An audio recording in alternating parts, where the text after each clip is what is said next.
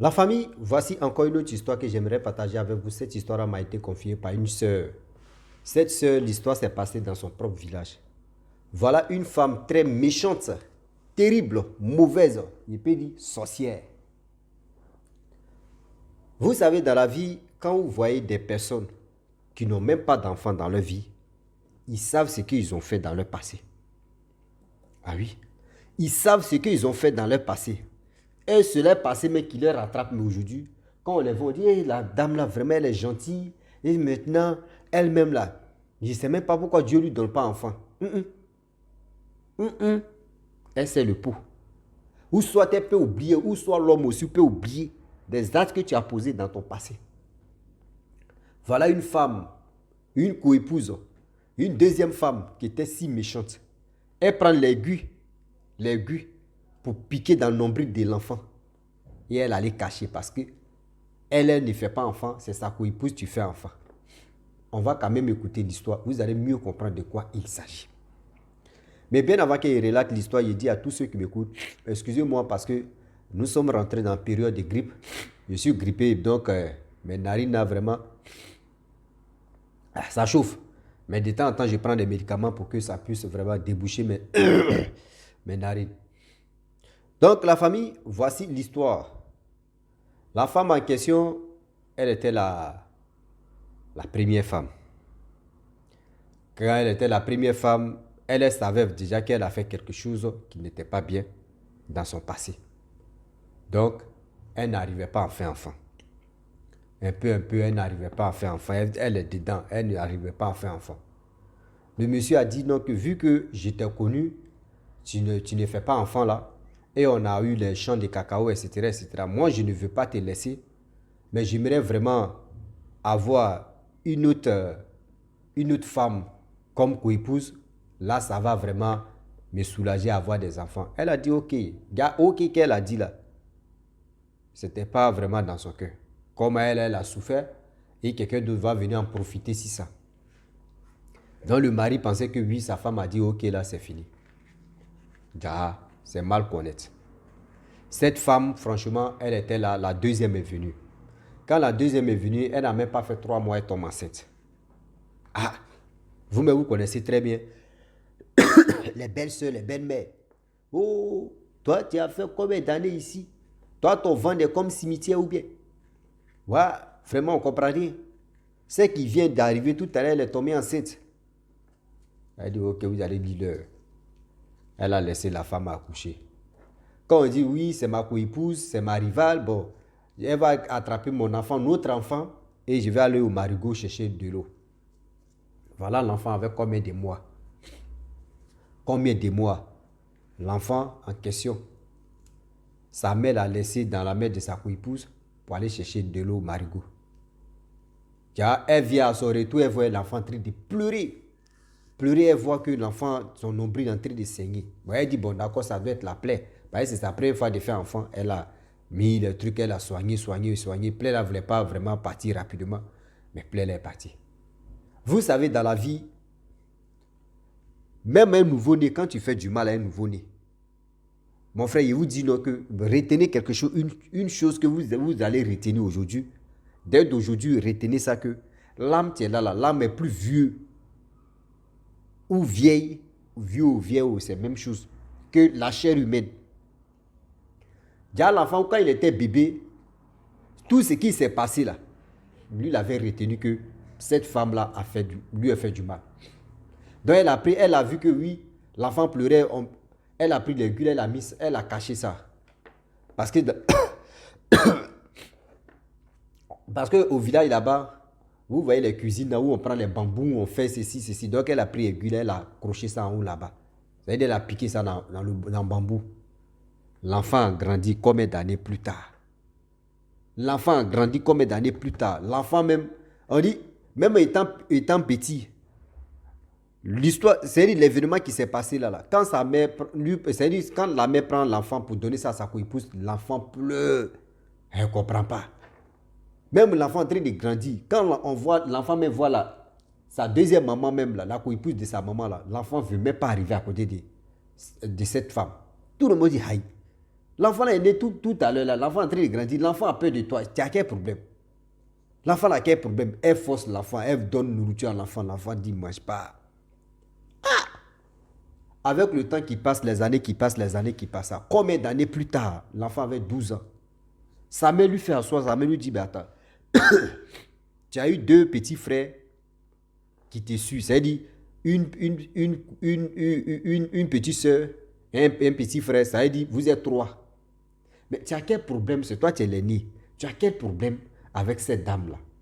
Elle est la maman, ta deuxième maman. L'enfant en question, quand il était petit, il dit non que maman, un jour tu es sorti, à ton retour, cette femme, elle a pris aiguille pour percer dans mon nombril. Quand j'étais bébé. Moi-même, il me pose la question. Vraiment, l'enfant là, c'est l'enfant mystique ou l'enfant mystérieux ou l'enfant quoi? Bébé, et puis toi, tu savais. La maman dit, attends, tu es sérieux là? Quand toi, tu étais bébé là, comment toi, tu sais? Il dit, va dans la cuisine là-bas. Regarde bien les aiguilles qui sont là-bas. Et la dame est partie, elle a cherché. Vous voyez, aiguille, tu es là-bas. Aiguille là est là-bas. Je vous dis, aiguille là est là-bas. Vous savez, quand on prépare la fumée là, tous les objets qu'on met en haut là-bas, la fumée là, ça prend jusqu'à les trucs deviennent noirs. Ils ont cherché aiguille là, ils ont trouvé. Elle enlève comme cela là. Devant tu là, il y avait un peu de sang. Derrière là c'était déjà noir. Elle est venue, elle dit, bon d'accord, je vais aller demander à ma coépouse. Elle fait asseoir sa coépouse, elle dit, mais mon fils dit quand il était bébé, voyez ce que tu as fait. Voyez ce que tu lui as fait. Elle n'a pas nié, elle dit oui, c'est ça que j'ai fait. Elle dit, c'est pour cela l'enfant là, depuis étant petit jusqu'à aller là, l'enfant a peur de toi. Voilà, on appelle le mari. Elle n'a pas nié, elle dit oui, que je suis jalouse. Moi, il ne fait pas enfant, et toi, tu viens faire enfant. Et maintenant, mes belles soeurs là se moquent de moi. Et ma belle-mère. Et Seigneur, a fait l'enfant. Et voilà comment l'humiliation. Le mari aussi a dit non, que non, prends tes bagages, tu vas partir. Parce que dans cette famille, tu étais à l'aise, je te mettais haut parce qu'on a travaillé ensemble. Mais où on est arrivé là, tu risques de tuer tous mes enfants. Parce qu'avec ta jalousie là, pas chaque fin du mois, quand le traite va arriver là, moi-même je vais prendre un peu d'argent, je vais t'envoyer. Tu me donnes ton Orange Money où tu te trouves, je vais t'envoyer, je vais te donner ta part. Il n'est pas dit non que je ne vais pas t'oublier. Je vais t'oublier en matière de relations, mais en matière de souffrance qu'on a eu, si je n'ai pas récolté, c'est-à-dire, j'ai récolte, je vends des trucs, moi-même je te donne ta part. Et la femme est partie. On dit le monsieur, il a eu plus de 8 enfants avec sa femme qu'il est resté avec elle. La femme en question, elle allait se remarier ailleurs encore. C'est elle qui donne plus. C'est-à-dire, elle allait se remarier. Elle était la deuxième femme. Je ne sais pas qu'est-ce qui s'est passé avec la première. La première était malade. Voilà comment elle prend quoi?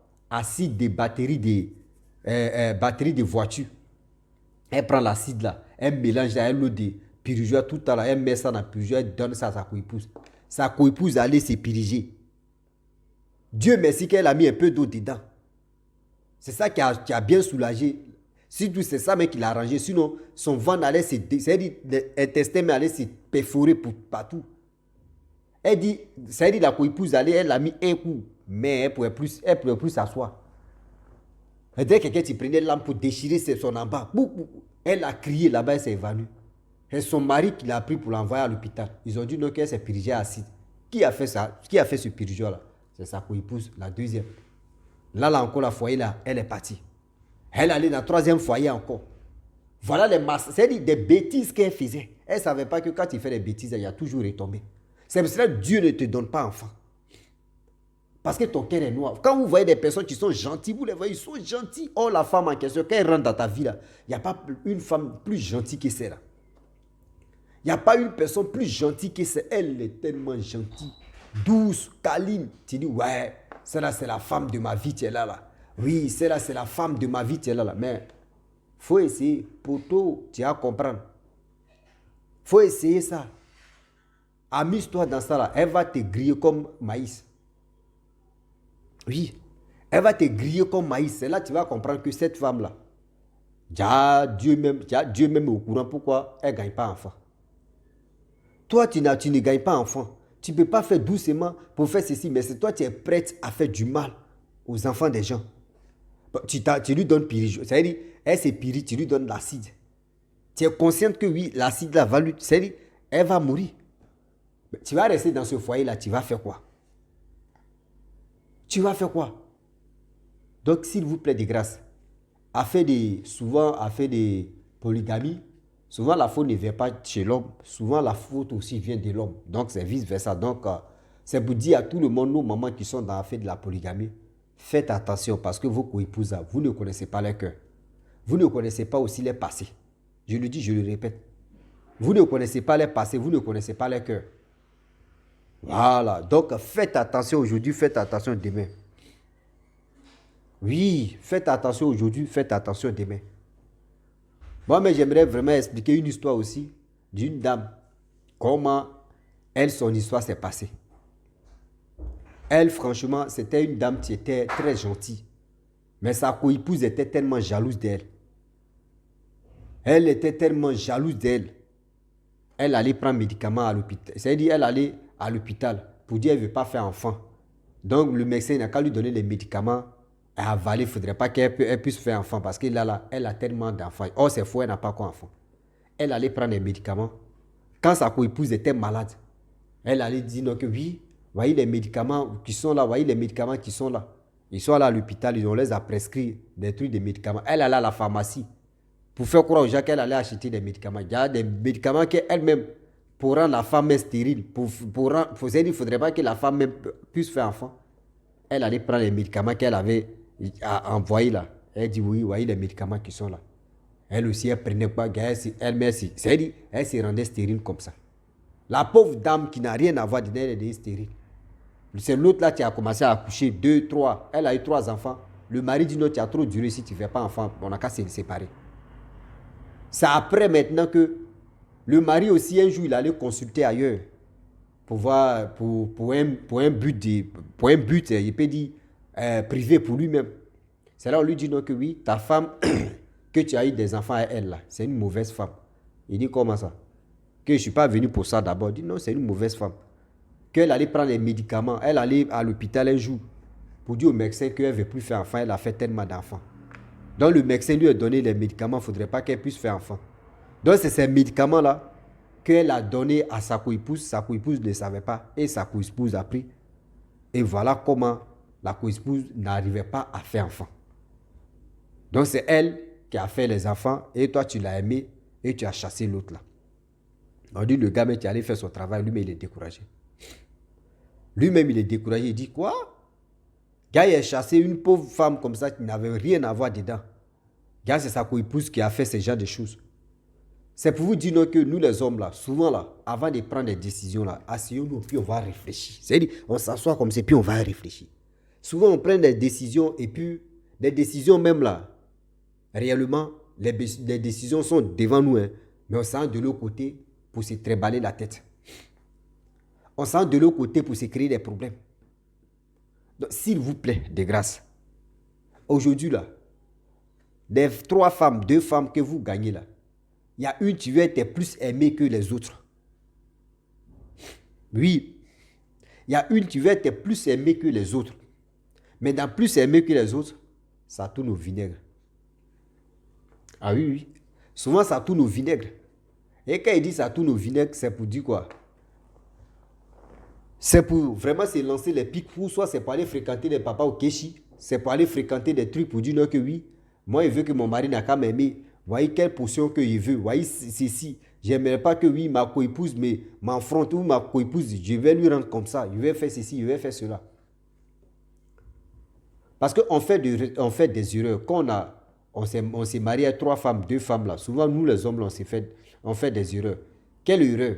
On veut vraiment choisir parmi les 2 ou 3 femmes, une qui va être nos préférées. Or, c'est là, maintenant, ils vont aller manger des médicaments. Toi, garçon, là, tu ne vas pas durer sur la terre.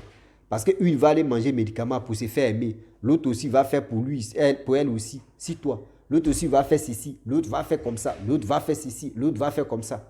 Toi seul, 3 femmes, 3 médicaments, 3 marabouts. Mais toi-même, tu es au courant. Et dit, tu es là seulement. Et puis tu dis, mais attends, il est chié à l'église ou bien? Toi-même, tu es là. Et puis tu dis, il est chié à l'église ou bien? Oh, tu n'as pas chié à l'église. C'est toi-même l'erreur que tu as fait. Tu as fait croire aux 3 femmes qu'il y a une que toi tu aimes que les autres. Voilà comment les conséquences que tu vas payer si c'est toi. Donc, s'il vous plaît, de grâce, n'oubliez pas vraiment d'être intelligent dans notre vie. Quand tu es marié avec 3 femmes, c'est à toi de les prouver que tu aimes les 3 femmes. Sinon, la sorcellerie ou ça, la jalousie va envoyer au moins crime là dans ton foyer. Donc la famille, je vais m'arrêter là. Si tu es nouveau, tu es nouvelle sur ma vidéo, il faut t'abonner sur ma chaîne YouTube, ma page Facebook. N'oubliez pas de partager mes vidéos et aussi liker. Je vous dis à très bientôt. Ciao. Bisous. On est ensemble. La femme, elle est toujours restée dans sa propre famille. Elle n'a pas eu vraiment de mari. C'est resté comme ça.